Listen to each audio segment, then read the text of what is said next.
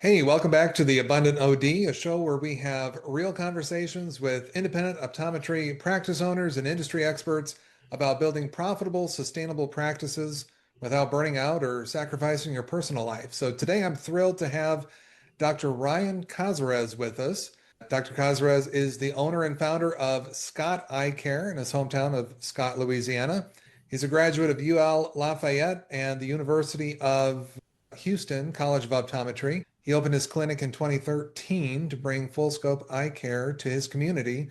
He also specializes in scleral and specialty contact lenses for keratoconus and myopia management and is pursuing fellowship in the Scleral Lens Society. He's an active community leader. He also founded the Lafayette Community Musical Instrument Library, which caught my ear when we talked before, and performs in his rock band. Now I forgot to, is it Dr. C and the Gree Grees? Or is that how you say Yeah, that? Dr. C and the Gree. Okay. I thought that must be how you pronounce it because we got the alliteration or the rhyming going on there. But Yeah, you got it.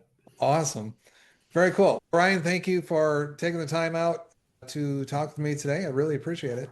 Yeah, of course. I'm looking forward to chatting. Yeah, you bet. I always like to open up and just start out with your journey and how did you first get into the world of optometry? Was this always the career path you envisioned since you were a young kid, or did you fall into it a different way? Actually, yes. So when I want to say sixth grade or seventh grade, I needed glasses for the first time. And, the cliche when you put the glasses on and people say, oh, I can see the leaves on the trees. Well, ever since then, I was just intrigued by the profession. And in high school, I really wanted to go into art. I'm an artist. I do a lot of visual arts, and then now I play music. But a biology professor mentioned you really should look into medicine, and Mm. I was always interested in optometry. I worked for some optometrists throughout college and went that route, and yeah, it's worked out really good. Oh, very good. Those either teachers or instructors, depending on if it's high school or college, but they usually have some pretty good insight. We're pretty lucky when we get one that will share those insights freely and nudge people in the right direction. I think that's part of what makes a good teacher there. I had a similar Absolutely. experience, but it wasn't my biology teacher because I was horrible at biology. Very cool. Look, before we get into nuts and bolts of business, let's talk a little bit about the bigger reason why you do what you do, because you could have just worked for someone else, but you decided to start your own practice. So what was like the deciding factor in becoming a practice owner? I want to say I never even gave it a thought until my fourth year rotations. I did a rotation at kind of an indigent population clinic in Dallas, and Joe DeLoach is the attending doctor there. And he and Marcus Gonzalez would give lectures before our clinic day every day. And one of the final lectures was how to get a job after school. And he mentioned corporate, he mentioned working for a private practice, and then he saved opening your own for last. He said, there's never a better time to open a practice because you'll never have enough knowledge and you're already broke. You already know what it's like to be broke.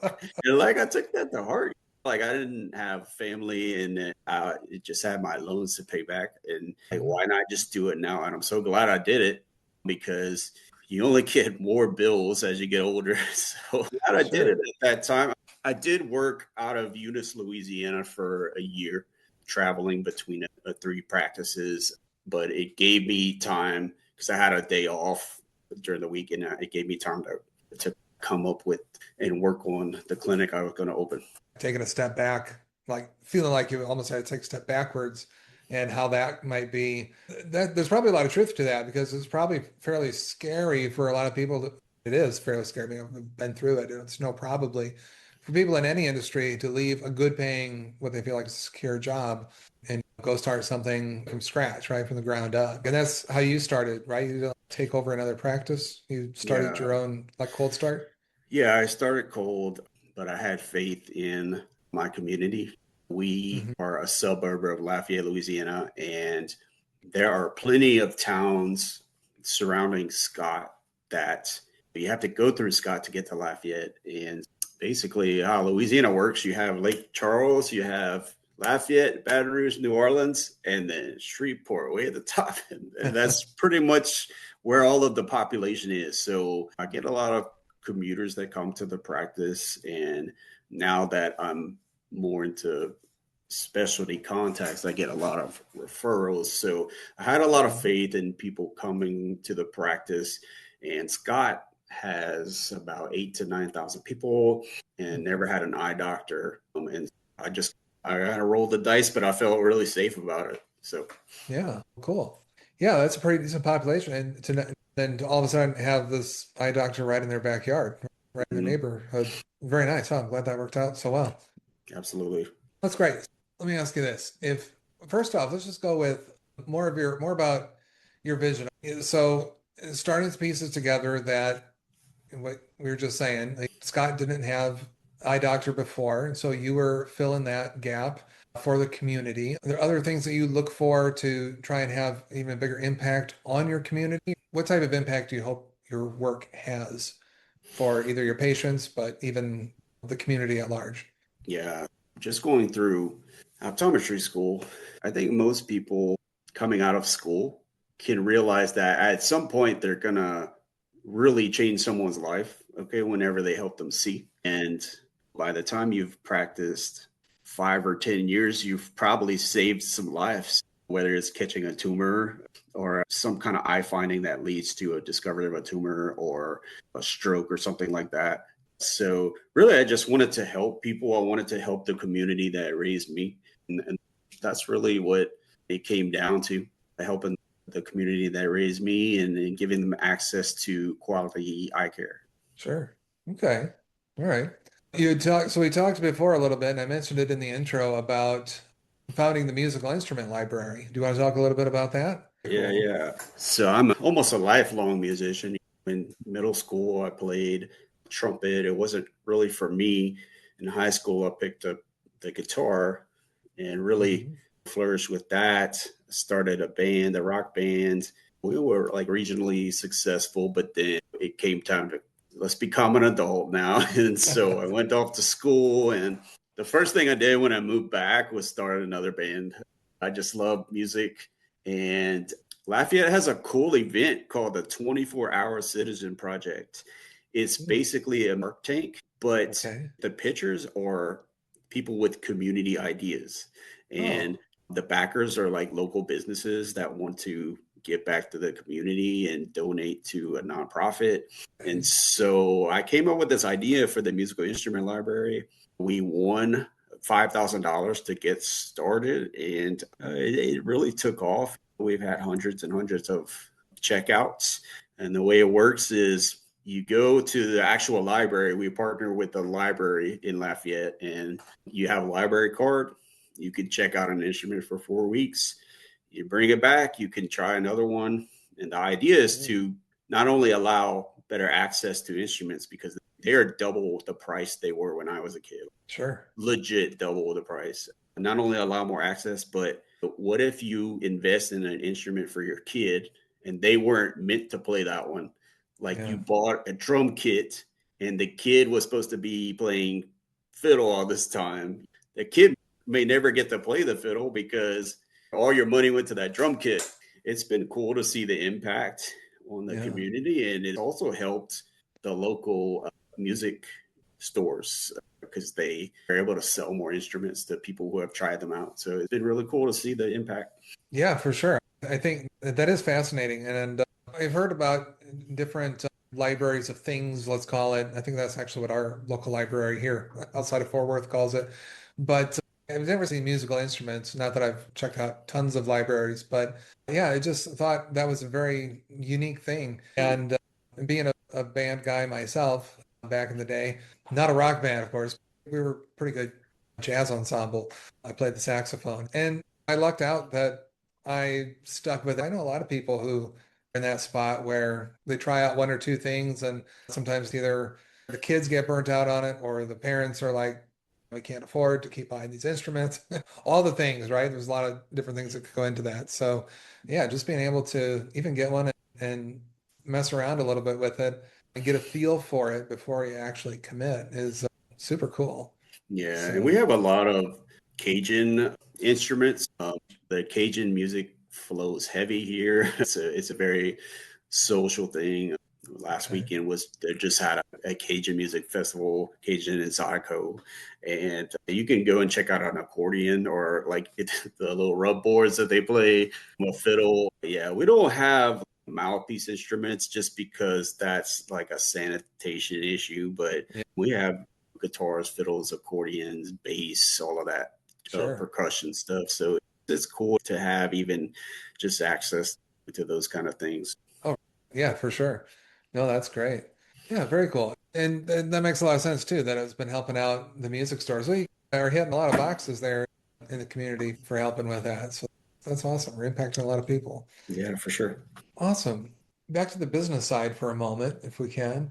That was great. But I'm wondering, I was usually asked something about the industry as a whole, and if you had a magic wand and could fix one thing in independent optometry or in the optometry industry, do you have any thoughts around that? Something that doesn't quite work the way you believe it should? Yeah, a few things come to mind, but the first, of course, is vision plans. We've had these stagnant reimbursements, and they're at a point where if a patient comes in and gets an exam and they take their prescription elsewhere, like you're in the hole basically, like you are losing money, and something needs to be done about that. I think we'll be able to make some changes. And the other thing is, I don't want to be this person, but I wish someone would take the initiative to have a optometry based online system where we can sell glasses, because it's just how commerce works now. And it'd be cool if we could all team up and have a couple of connections to factories and sell direct to consumer. But I know that's a lot of work and we're all busy. So Yeah. those are the two things that come to mind right away. Okay. All right. It's like you're saying an online platform to go direct to consumer. So it's Yeah, like, so Parker is any, yeah. but just offer better quality products that we can get behind. Okay. All right. Yeah, I think that would be fairly neat. I hadn't thought about that. But okay. And then, yeah, of course, we hear the reimbursements thing come up a lot just in outside conversations. And there's always this question of whether we, as like the practice owner, whether they should or even can move away from that. I always thought about moving away from vision plans versus trying to get vision plans to change, Yeah. deciding thing, the thing you got to decide on. But I think, correct me if I'm wrong, or if you disagree with this or have a different perspective on it, I think that moving away from vision plans and changing to like an all cash or more cash pay practice, there's a certain amount that depends on the demo of where you serve and where your practice is too. So, and how do you like overcome that sale, so to speak? Because you do, it is what it is. It is selling that patient on the idea that you can come get the same or higher level care service at this place without the vision plan, even though that's probably pushed and they pay for it. So a lot of people probably think, I pay for it, I want to get the benefit out of it. And how do we like shift that mentality if we're going to go that route? Do you have thoughts on this? Yeah. In my patient demographic, like it would be very difficult to do that because about 50% of my patients are Louisiana Medicaid, and Okay, the majority of the patients other than Louisiana Medicaid, they'll have a VSP or an IMED. And if we were to drop those, they would definitely go somewhere else. And the main reason, like I actually dropped IMED and added it back oh, because of the medically necessary contact lens benefits. It okay, pays us pretty good. And for a patient to have a medically necessary contact lens benefit for keratoconus and pay $10 versus $3,000, it's just like a no brainer for them. sure. So we've been doing pretty good. It's tricky, but what we're doing right now works for us. Yeah, and just like you pointed out, there's layers to it, right? It's a complex issue and decision, right? So if you can get the right patient mix, it seems like that kind of offsets the cost and the reimbursements on the comprehensive exams, plus trying to increase your capture rate to keep more of the in-house. Maybe that's the way to go. That would work for you guys. It just seems like a very specific decision for each practice owner to make, and a lot of it has to do with their location and their demographic. Yeah, absolutely. Very good. Awesome. So when you think about your practice, Ryan, what do you think are the biggest goals for you for the next year? Like where you want to take your practice? The main obstacle that I have right now is our specialty contact lens practice has grown exponentially. We went from 2023, we had 54 fits, and then last year we got up to 71. Now through October, midway through October, we're already at 100. So it's been a struggle to learn how to document for these patients, especially when you're growing like this. So that's been a challenge, but I'm implementing some systems to help with that. My goal is just to make the specialty contact lens patient experience smoother for both the patient and the doctor. And I think we're on the right track. The next thing is we have got to move out of the space we're in. We've outgrown it a long time ago. I have some land I bought during COVID, and I'm looking into potentially building a standalone. We'll see how that goes, but I'll definitely be working on that a lot for the next year. So that's where things stand. Thanks for sharing that. When you think about your journey as a business owner, practice owner for what, the last 12 years, I'm always interested to hear about is what, if anything, have you learned the hard way about managing your own business, whether it's something related to employees or cash flow or your own schedule? Is there anything there that comes to mind? I would say I waited a little too long to realize that we're busy enough to pick the patients that we want to see. So I would say within the past year or two, I have no hesitancy firing a patient who is giving my staff trouble or not listening to my advice or my associates' advice. And it stinks at the end of the day. Let's say your clinic saw 40 patients and one of them was a problem patient. We're going to focus on that one for the next few days and forget about the other 39 that were very happy. Once I realized we can really let go of those patients, it's been a good step forward for not only myself, but my staff. They can appreciate when I look out for them because they deal with them more than I do. Yeah, I was just going to bring that up and see if the staff had said anything or showed any appreciation for how you're handling those situations, because that can be a super big deal, especially if somebody's being ornery to the staff or giving a hard time about whatever that they may sometimes situationally may try and address and rectify. Other times you may just decide to part ways with that patient. Sounds like the staff has responded to that well. Yeah, they can appreciate me putting a foot down because they work hard and they deserve to get back from the patients what they put towards the patients. We're always reviewed highly on our customer service. We should expect the same from our patients. That's been a good little change. Not that we have to fire a ton of patients, but I don't feel bad about it anymore, if that makes sense. And that sounds a little condescending, but I just don't feel bad about it because we have, again, 39 other patients that day that are grateful for the work we do. Yeah, and some people who aren't business owners, and especially in a professional service space, may not quite get that fully because they haven't been through it. But I think anybody listening to this interview, the audience that we're going to attract, would probably agree with you, or at least be able to relate to that and know that there are times where you just got to let some of those people go. There's just some people you're never going to be able to make happy, and some people that are just, for whatever reason, they always give the world a hard time. And for whatever it is, we just know that they're deserving of good care, but you don't have to be the one that does it. Yeah, That's a good awareness to have. sure. Awesome. Well, thanks for sharing that. Hey, I know we're running close to time here, and I want to be respectful of yours, but I just like to close out with asking you about your best piece of advice that you'd give to other practice owners who are looking to thrive in independent optometry. What would you say is your go-to best piece of advice? Yeah, I would say put yourself first. The book on your bookcase there, Profit First, like that book is all about paying yourself first. And I went through a program with Dr. Mick Kling on that, and he did a really Hmm. good job of helping me implement that in my practice. And it's really made a big difference.